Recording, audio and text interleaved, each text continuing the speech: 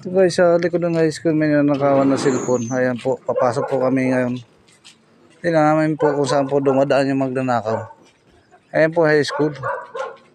Zone 6 dito po sa likod ng dito po Zone 6, ito po yung bahay. Block ano na to, te? Block, ano po, yung block 193. Sa akin. Block 193 yung nakawan. Tara. Puntahan po natin doon sa taas. 194. Ah, to 194. 194. 194. Yan.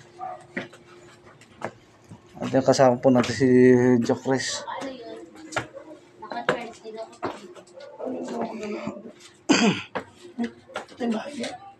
Ano po so? Inungot niya dito, naka-third scene eh, tapos doon kaming dalawa. Dito. Yan yung packet ako. Ah, sige po. Ito po yung bahay na nakawan. Ay, ang owner eh. Pwede yung pumay, baka mamaya. Yan, maakyat po tayo sa taas. Yun, siguro po. Kanina pa kami, narinig kami pa kami. Wala na kami. Tapos palain. Hindi po namin, nasungkit na pala.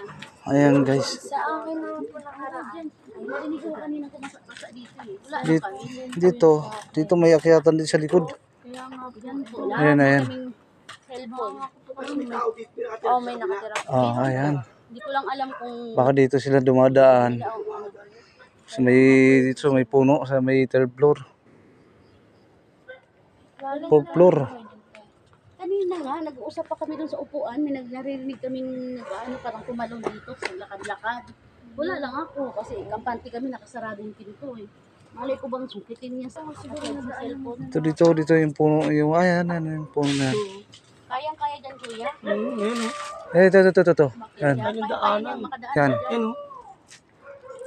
Dito, Ito, umawi na rin yung dahon. Kayang-kaya dumaan dito. Umawi na yung dahon ng ano. oh, Pero dito dumaan yan.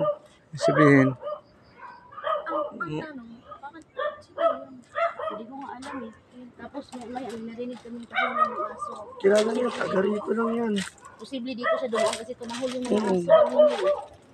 Ako sabi pa namin, ayan na, tumahol na yung aso, wala na siya. Tapos pagpasok ko, wala na din cellphone namin. Ay,